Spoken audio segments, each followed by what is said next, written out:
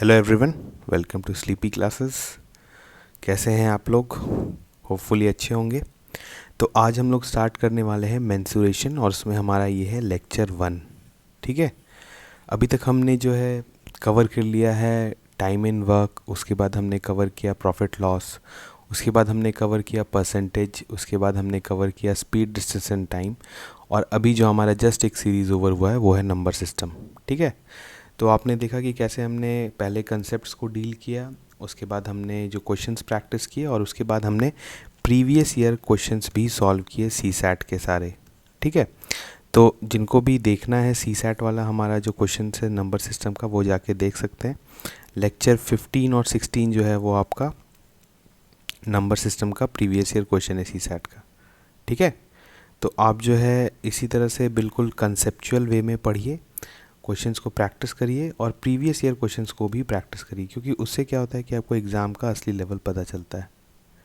ठीक है, तो आज जो हम लोग स्टार्ट करने वाले हैं मेंसुरेशन, ये थोड़ा सा इम्पॉर्टेंट चैप्टर इसलिए है, देखिए क्योंकि ये थोड़ा सा ना इमेजिनेशन बेस्ड चैप्टर है। इमेजिनेशन मीन्स आपको जनरली होता क्या है, प्रॉब्लम देखिए आता कहाँ पर है। जो नॉन साइंस वाले लोग होते हैं, आर्ट्स से जो मतलब ग्रेजुएशन किए हुए रहते हैं, या फिर कॉमर्स वाले लोग जो रहते हैं, तो उनका क्या होता है कि थोड़ा सा मेंसुरेशन वाला पार्ट वीक होता है। ठीक है, तो इसमें कोई परेशानी की बात नहीं है, बस इसलिए क्योंकि आपने प्रैक्टिस नहीं किया है। वंस आप चीज़ों को समझेंगे कि एरिया पेरीमीटर क्या होता है या कुछ और क्या होता है, आप अगर डायग्राम्स को समझने लगेंगे, 2D 3D डायग्राम्स सबको समझने लगेंगे, तो आप जो है आराम से मेंसुरेशन का क्वेश्चन सॉल्व कर सकते हैं। ठीक है, और जो आपका CAPF और EPFO और इवन जो CSAT में जो आपका मेंसुरेशन का क्वेश्चन आता है वो काफ़ी इजी होता है। ठीक है, तो अगर आपका बेसिक्स अच्छा है, अगर आपको डायग्राम्स समझ में आ रहे हैं, आपको फिगर समझ में आ रहा है कि इस फिगर का एरिया क्या होगा, इस फिगर का पेरीमीटर क्या होगा, तो आप क्वेश्चन सॉल्व कर लेंगे। ठीक है, तो हम लोग स्टार्ट करते हैं आज का। देखिए, सबसे पहले तो हम किसी भी लेक्चर या किसी भी सीरीज़ को स्टार्ट करने से पहले ये देखते हैं कि हम लोग एक्चुअली इसमें पूरे चैप्टर में पढ़ने वाले क्या हैं।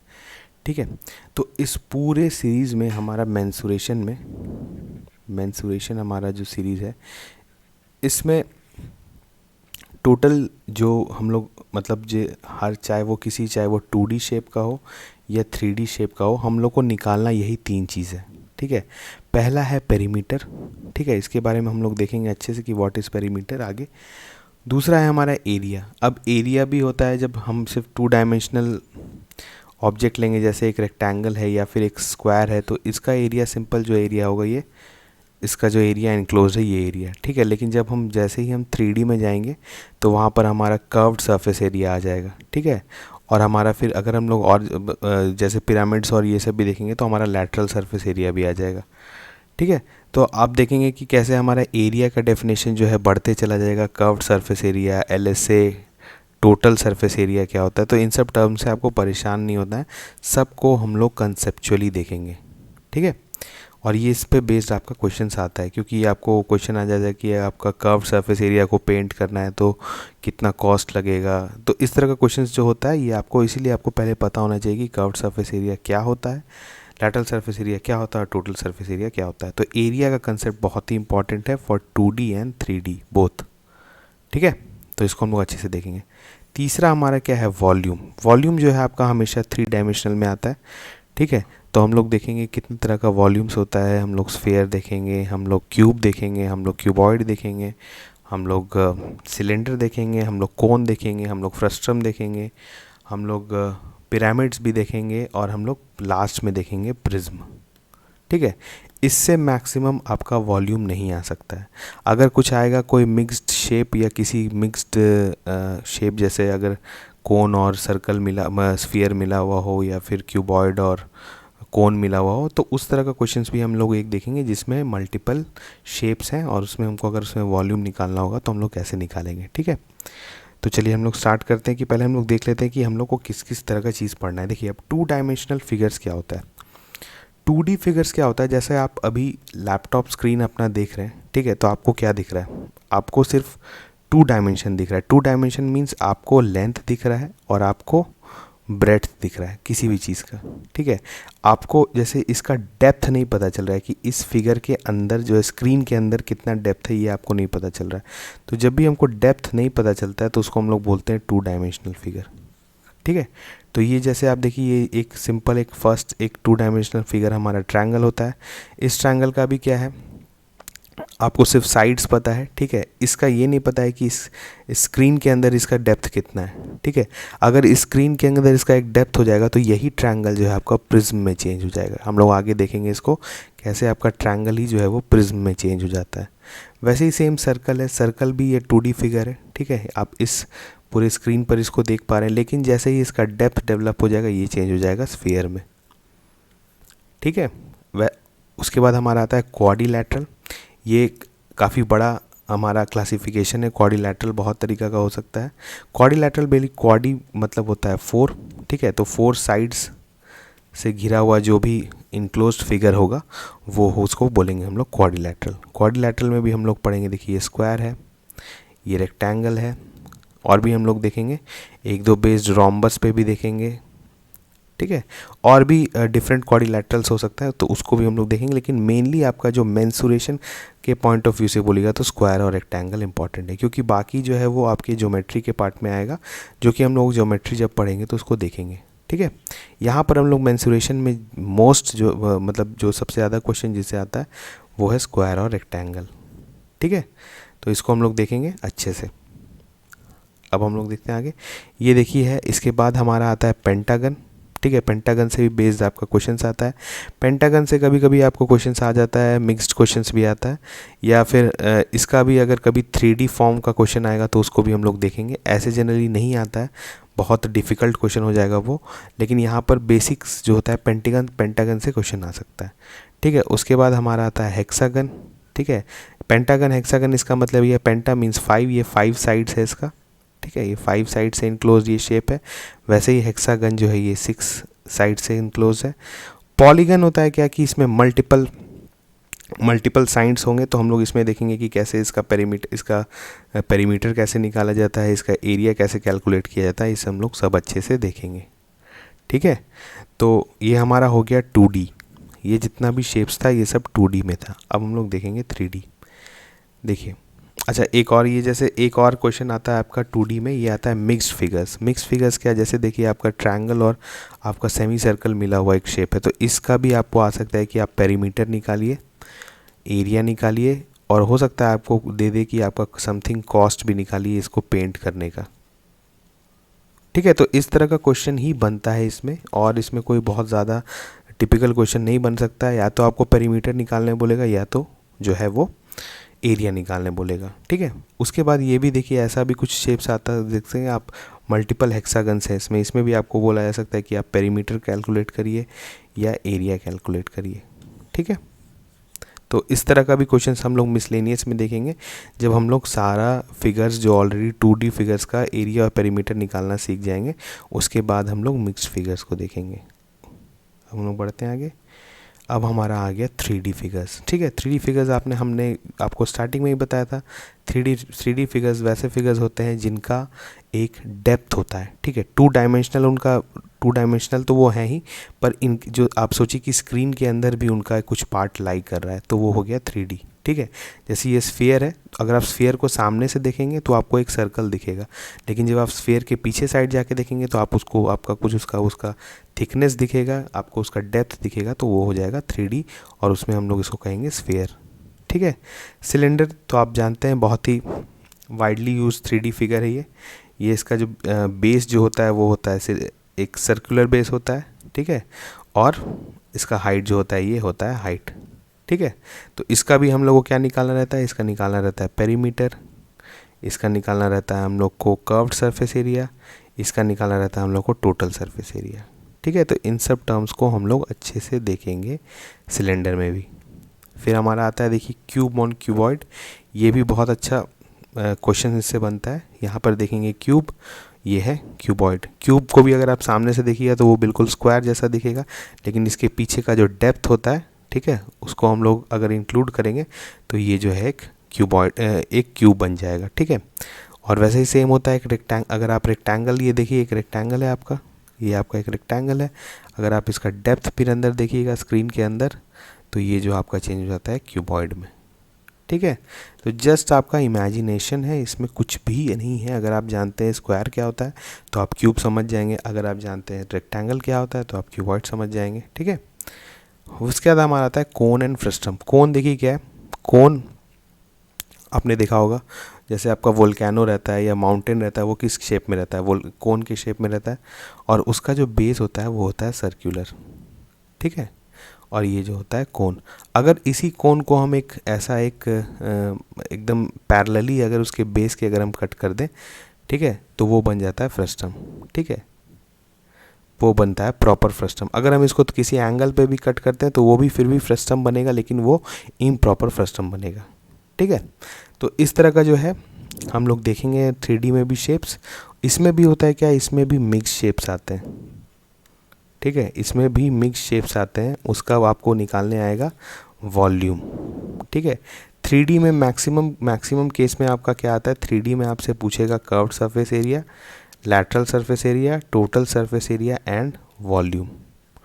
ठीक है, तो इस तरह का भी क्वेश्चंस हम लोग सब देखेंगे 3D फिगर्स में भी। अब बढ़ते हैं हम लोग आगे। इसके बाद देखिए हमारा आता है 3D में, ये है पिरामिड। ये बहुत ही इम्पॉर्टेंट क्वेश्चन है, क्योंकि इसके लिए भी आपको एक बार अगर आप इसका फिगर समझ जाएं तो इसका जो है आपको निकालने आता है लैटरल सरफेस एरिया, इसका आपको आता है वॉल्यूम निकालने के लिए। ठीक है, तो इस तरह का क्वेश्चन जो है आता है इसमें। तो ये भी आपको अगर इसका एक बार आपको पता है कि पिरामिड कैसे बनता है, और पिरामिड भी बहुत तरीक़ा का होता है, लेकिन मेनली हम लोग को जो है वो स्क्वायर बेस वाला पिरामिड पढ़ना है। ठीक है, तो हम लोग देखेंगे सिर्फ स्क्वायर पिरामिड। उसके बाद हमारा आता है प्रिज्म। ये बहुत ही यूनिक चीज़ है। देखिए प्रिज्म का अगर आपको बेसिक डेफिनेशन बताना चाहें तो जैसे यहाँ पर आप किसी भी प्रिज्म को देखिए, यहाँ पर आपको एक कॉमन चीज़ दिख रहा होगा। क्या दिख रहा है, जैसे हम लोग स्क्वायर प्रिज्म को ले रहे हैं। ठीक है, स्क्वायर प्रिज्म आपका क्या है, एक्चुअली ये क्यूब है। ठीक है, तो आप कह सकते हैं कि प्रिज्म जो हमारा क्यूब है, हमारा क्यूबॉइड है, या हमारा इवन जो हमारा सिलेंडर है, ठीक है, ये सब प्रिज्म का ही फॉर्म है, सब एक तरह के प्रिज्म है। तो आप इसमें एक कॉमन क्या चीज़ देख रहे हैं, इसमें आप कॉमन एक चीज़ देख रहे होंगे कि आपका जो बेस है, ठीक है, आपका जो बेस है वो सेम है जो कि आपका टॉप है। यहाँ भी स्क्वायर टॉप है और बेस भी जो है आपका स्क्वायर है। तो जब भी ऐसा कोई फिगर होता है जिसका बेस और टॉप सेम होता है, वो बन जाता है आपका प्रिज्म। जैसे सिलेंडर भी आप सोचिए, एक सिलेंडर है, ठीक है, ऊपर भी स्क्वायर है और ऊपर भी सर्कल है और नीचे भी सर्कुलर है। ठीक है, देख रहे हैं, तो बेस और टॉप जो है वो दोनों सेम है, तो आपका ये बन गया एक तरह का प्रिज्म। अब आप हर तरह के प्रिज्म को देख लीजिए, जैसे ये ट्रायंगुलर प्रिज्म है, ये देखिए ये इसका एक ट्रायंगल ऐसे है और ये जो सामने वाला ट्रायंगल ऐसे है। ठीक है, तो आप अगर मतलब इसको आप अगर इस फिगर को पलट दीजिए तो ऐसा हो जाएगा आपको ट्रायंगल ऐसा। अगर आप ऊपर से देखेंगे तो आपको बस एक ट्रायंगल दिखेगा। ठीक है, ट्रायंगल, और इसका जस्ट जो है मतलब हाइट हो गया, हाइट कुछ होगा और उसके ऊपर फिर आपको एक ट्रायंगल दिखेगा। Same goes with pentagon. कोई भी अगर आपका बेस वाला शेप जो है वही टॉप पर रहेगा, उसको हम लोग प्रिज्म बोलेंगे। ठीक है, तो इसका भी हमको क्या आता है, इसका भी हमको का सरफेस एरिया निकालने आता है और वॉल्यूम निकालने आता है। ठीक है, तो हम लोग सबको कैलकुलेट करना सीखेंगे, लेकिन हम लोग मैक्सिमम केस में क्या पढ़ेंगे, ट्रायंगुलर प्रिज्म, क्योंकि इसी से बेस्ड क्वेश्चंस आता है।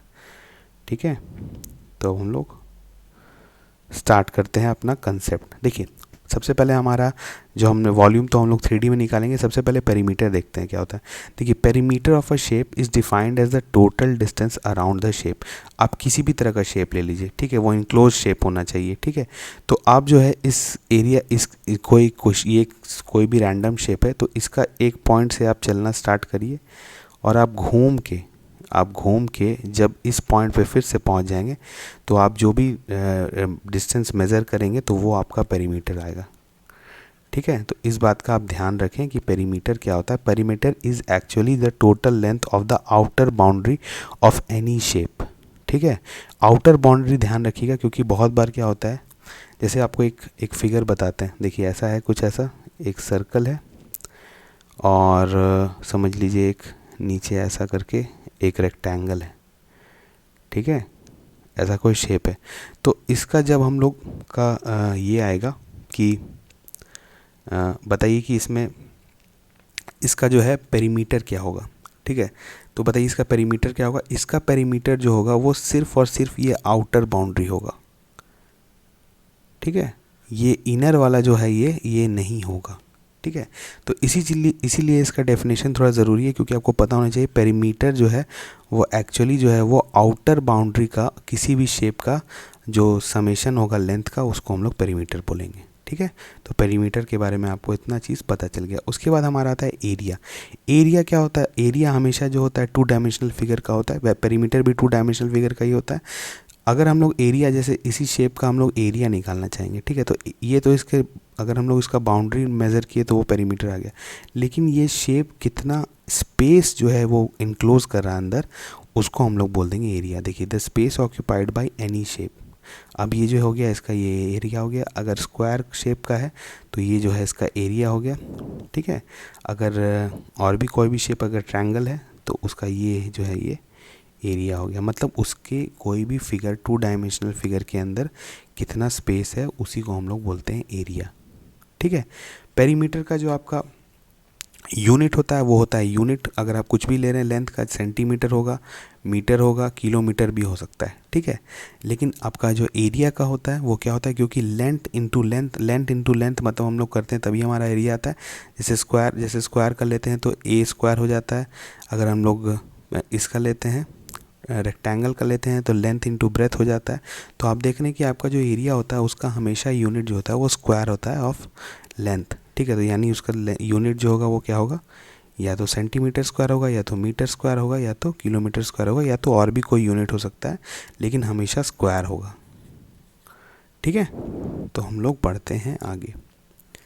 अब देखिए हम लोग आज स्टार्ट करने वाले हैं ट्रायंगल, ठीक है। ट्रायंगल से हम लोग एकदम बेसिक से स्टार्ट करेंगे। ट्रायंगल में हम लोग क्या देखेंगे, सबसे पहले तो ट्रायंगल का डेफिनेशन देखेंगे। उसके बाद हम लोग देखेंगे कि कितना टाइप्स ऑफ ट्रायंगल होता है। उस ज़्यादा डिटेल में नहीं जाएंगे, क्योंकि यहाँ पर हम लोग को मेंसुरेशन पढ़ना है।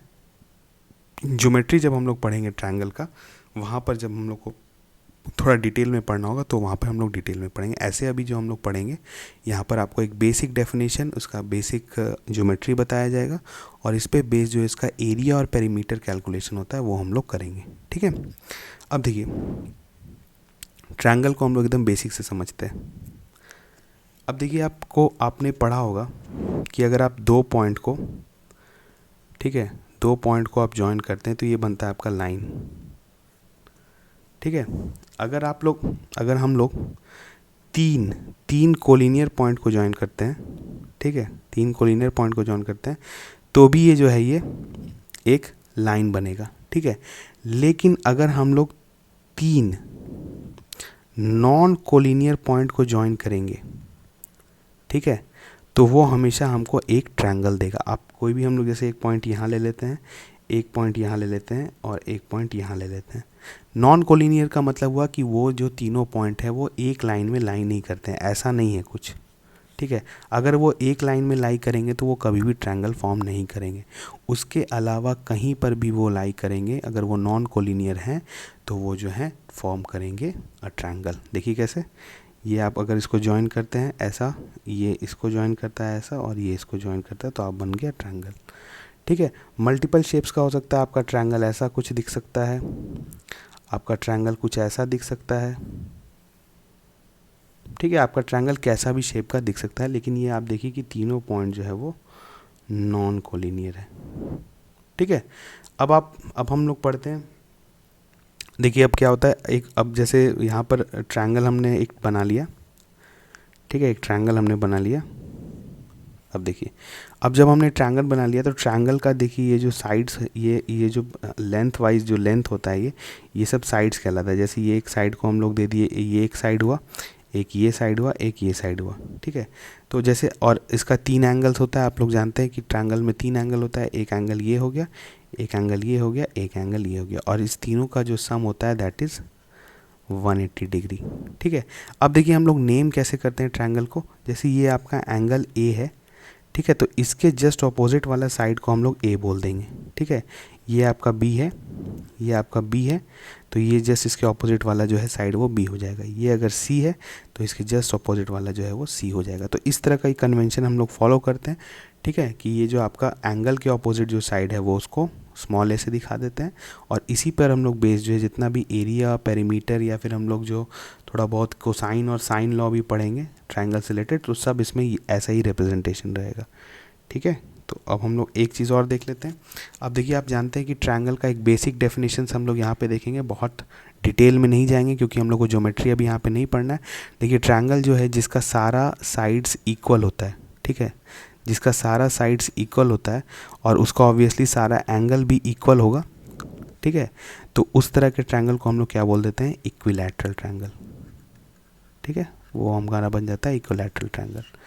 अगर आप किसी ट्रायंगल है जिसका दो साइड सेम है, ठीक है, जिसका दो साइड सेम है, ये वाला और ये वाला, ठीक है, तो इसके ऑपोजिट भी का जो एंगल्स है ये भी सेम हो जाएगा, तो इस तरह के ट्रायंगल को हम लोग क्या बोलते हैं, आइसोसेलेस। ठीक है, आइसोसेलेस ट्रायंगल। उसके बाद हमारा आता है जो तीसरा होता है वो होता है, अगर एक ऐसा कुछ ट्रायंगल ले लिए, ठीक है, तो ये बन गया कि ये तीनों साइड जो है वो इक्वल नहीं है, तो इस तरह के ट्रायंगल को हम लोग बोल देते हैं स्केलन ट्रायंगल। ठीक है, उसके बाद हम लोग ये तो डिफाइन किया on the basis of side and angles. उसके बाद हमारा क्या होता है कि हम लोग एक और डिफाइन करते हैं, जैसे कि होता है कि जैसे आपका एक ट्रायंगल है, ठीक है, क्योंकि आप जानते हैं ट्रायंगल में सारा एंगल्स का सम 180 डिग्री होता है, लेकिन जैसे समझिए कि ये एक 80 डिग्री है इसका, ठीक है, ये आपका है कुछ मान के चलिए 50 डिग्री, तो और ये भी है आपका ये 50 नहीं मानिए, इसको 60 मान लीजिए, और ये हो गया आपका 80, 61, 40, ये हो गया 40 डिग्री। ठीक है, तो आप देख रहे हैं कि यहाँ पर तीनों एंगल जो है वो लेस देन 90 डिग्री है। ठीक है, तो जो भी ट्रायंगल का जिसका सारा एंगल्स जो है वो 90 डिग्री से कम होता है, तो इस तरह के ट्रायंगल को हम लोग क्या बोलते हैं बताइए, एक्यूट एंगल ट्रायंगल। ठीक है, यहाँ पर देखिए अभी बेसिक डेफिनेशन दे रहे हैं, बहुत डिटेल में नहीं जा रहे हैं। यहाँ पर आप बस ऐसे समझ जाइए कि किसी भी ट्रायंगल का अगर उसमें सारा एंगल्स जो है वो 90 से कम है तो वो बन जाता है एक्यूट एंगल ट्रायंगल। फिर हमारा एक आता है right angle triangle. Right angle triangle क्या होता है कि आपका एक एंगल जो है उसमें 90 डिग्री होता है। ठीक है, तो जब आपका एक जो है वो 90 डिग्री हो गया तो ऑब्वियसली आपका दूसरा दोनों एंगल जो होगा वो हो जाएगा 90 डिग्री से छोटा। ठीक है, अब अगर ये दोनों एंगल सेम हो जाते हैं, जैसे अगर ये 45 हो जाए, ये 45 हो जाए, तो ये बन जाता है isosceles right angle triangle. Isosceles क्यों, क्योंकि ये दोनों साइड, क्योंकि ये इसमें दो साइड सेम है, दो एंगल सेम है, लेकिन ये 90 डिग्री भी है, इसी कारण हम लोग बोलते हैं आइसोसेलेस राइट एंगल ट्रायंगल। ठीक है, इसके बाद हमारा क्या होता है, एक होता है obtuse angle triangle. Obtuse angle triangle क्या हुआ कि उसका एक एंगल जो होगा वो ग्रेटर देन 90 डिग्री होगा। देख रहे हैं आप ये वाला, जैसा एक ऐसा ट्रायंगल हो जिसका जो है एक जो है वो एंगल जो है वो ग्रेटर देन 90 डिग्री हो। ठीक है, तो ये थोड़ा सा बेसिक डेफिनेशन था, इसके बहुत हम लोग अभी ज्योमेट्री में नहीं जा रहे हैं। यहाँ पर आपको सिर्फ इसलिए इंट्रोडक्शन बता दिए कि जब हमारा एरिया और पेरीमीटर कैलकुलेशन आएगा और आपको कहीं पर दिया हुआ रहे कि you have a obtuse angle triangle, you have a acute angle triangle, और आपको अगर ऐसा बोल देगा कि you have an isosceles right angle triangle, तो आप कंफ्यूज नहीं हो कि कैसा ट्रायंगल होता है। ठीक है, बाकी इसके बारे में बहुत ज्योमेट्री हम लोग को यहाँ पे नहीं पढ़ना है, क्योंकि हम लोग को यहाँ पर मेनली जो है उसका पेरीमीटर और एरिया कैलकुलेट करना है। ठीक है, हम लोग बढ़ते हैं आगे। अब देखिए हमारा जो है किसी भी ट्रायंगल, अब हमने कहा कि पहले हम लोग एक ट्रायंगल कंस्ट्रक्ट कर लेते हैं। ठीक है, देखिए एक ट्रायंगल है, इसका ये जो है एंगल ए है, ये एंगल बी है और ये एंगल सी है, तो इसके ऑपोजिट वाला साइड ए हो जाएगा, इसके ऑपोजिट साइड वाला बी हो जाएगा, इसके ऑपोजिट साइड वाला सी होगा। ठीक है, अब देखिए क्या होता है कि डिफरेंट ट्रायंगल्स का हम लोग बहुत तरीक़ा से एरिया निकाल सकते हैं। ठीक है, half into base into height होता है, और भी बहुत तरीका होता है जिससे हम लोग एरिया निकाल सकते हैं, लेकिन हेरॉन्स फार्मूला एक है जो कि आपका किसी भी ट्रायंगल पे आप लगा सकते हैं, इररेस्पेक्टिव ऑफ उसका ज्योमेट्री, वो चाहे स्केलन हो, वो आइसोसेलेस हो, वो ऑब्ट्यूस हो, वो किसी भी तरह का ट्रायंगल हो। अगर हम लोग को कुछ नहीं पता है, अगर हम लोग को उसका साइड्स पता है, अगर ए बी और सी हमको पता है, तीनों हमको पता है, तो हम किसी भी ट्रायंगल का जो है एरिया निकाल सकते हैं। अब बताइए, अब हम लोग देखते हैं कि हेरॉन्स फार्मूला क्या होता क्या है। हेरॉन्स फार्मूला पहले हम लिख देते हैं, ठीक है, उसके बाद हम इसके बारे में इसका टर्म्स बताएंगे। यहाँ पर एरिया ऐसे इसको ऐसे दिखाते हैं, इज इक्वल टू हो जाता है S under root S into S minus A into S minus B into S minus C. ठीक है। यहाँ पर ए बी और सी जो है ये ट्रायंगल का साइड है, एस जो है वो है सेमी पेरीमीटर। ठीक है, अब आप बताएं, बोलिएगा कि सेमी पेरीमीटर क्या होता है। तो पहले बताइए इस ट्रायंगल का पेरीमीटर क्या होगा। पेरीमीटर का मतलब होता है, आपको हमने बताया कि जो भी हमारा शेप बन रहा है उसका बाउंड्री का जो लेंथ होगा उसको पेरीमीटर बोलते हैं।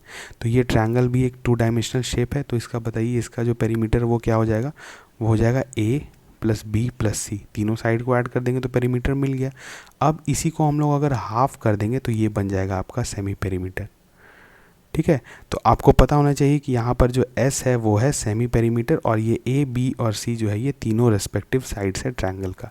अगर आप ये वाला फॉर्मूला लगाते हैं तो आप किसी भी ट्रायंगल का एरिया निकाल सकते हैं इररेस्पेक्टिव ऑफ इट्स ज्योमेट्री। ठीक है, ये फॉर्मूला इसीलिए यूज़ होता है क्योंकि ये अगर एक फॉर एग्जांपल एक आपका एक ऑब्ट्यूस एंगल ट्रायंगल है, ठीक है, ये भी आपका एक ट्रायंगल है, आपका एक राइट एंगल ट्रायंगल है, कोई किसी भी तरह का ट्रायंगल आपका रहे, अगर आपको ए बी और सी पता है किसी भी ट्रायंगल का तो आप जो है ये फॉर्मूला लगा के इसका एरिया निकाल सकते हैं। ठीक है, अब हम लोग एक छोटा सा एग्जांपल देखते हैं। ये देखिए आपको यहाँ पर निकालना है एरिया। अब इस ट्रायंगल का एरिया हम बहुत तरीक़ा से निकाल सकते हैं, लेकिन हम लोग यहाँ पर क्या चीज़ से निकालेंगे, हेरॉन्स फार्मूला से। ठीक है, तो बताइए यहाँ पर 3 साइड है, ये 5 सेंटीमीटर है, ये 12 सेंटीमीटर है, ये 13 सेंटीमीटर है। अभी हम लोग इसके बारे में कुछ नहीं जानते हैं। अगर ये राइट एंगल ट्रायंगल भी है तो अभी हम लोग इस पर ध्यान नहीं देंगे, आगे चल के हम लोग ध्यान देंगे। अभी हम लोग क्या करेंगे, बेसिक हेरॉन्स फार्मूला से इसका एरिया निकालेंगे। ठीक है, तो बताइए इसका 3 साइड है, तो हम लोग पहले इसका क्या निकालते हैं, पहले इसका सेमी पेरीमीटर निकाल देते हैं। तो सेमी पेरीमीटर क्या हो जाएगा, 5 + 12 + 13 डिवाइडेड बाई 2। तो आपका कितना हो जाएगा बताइए, 5 + 12 is 17 and 17 + 13 is 30 और 30/2 is 15। तो आपको मिल गया सेमी पेरीमीटर। अब एरिया का फॉर्मूला क्या होता था, एरिया इज इक्वल टू क्या होता था, S into S minus A into S minus B into S minus C। तो अगर यहाँ पर A ये मान लेते हैं, जैसे A is equal to 5 centimetre हो गया, B is equal to 12 centimetre हो गया और C is equal to 13 centimetre हो गया। तो बताइए एरिया इज इक्वल टू क्या हो जाएगा, 15 माइनस 5, 15 माइनस 12 और 15 माइनस 13। अब इसको कैलकुलेट करिए, ये आपका आ गया 15 माइनस 5 इंटू 10 ये हो गया 3 और ये हो गया 15 माइनस 3 कितना हो गया बताइए, 2। ठीक है, तो बताइए यहाँ पर क्या हो जाएगा, 3 2 6, 6 10 60 और 60 करेंगे तो यहाँ पर आपका आ जाएगा 900 √900।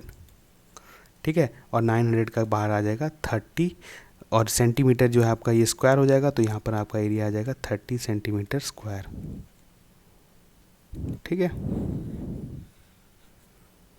तो आपने देखा कि इस हेरॉन्स फार्मूला को अप्लाई करके हमने एक रैंडम ट्रायंगल का जो है एरिया निकाल दिया। ठीक है, अब आगे हम लोग कैसे पढ़ेंगे, देखिए कि अब जैसे ये आपका एक राइट एंगल ट्रायंगल है तो ये परपेंडिकुलर है, तो आप इसका एरिया जो है half into base into height भी कर सकते हैं। ठीक है, जैसे हाफ इंटू यहाँ पर अगर आपका 12 बेस है, हाइट 5 सेंटीमीटर है, तो हम लोग करते हैं, देखिए हाफ इंटू 5 इंटू 12।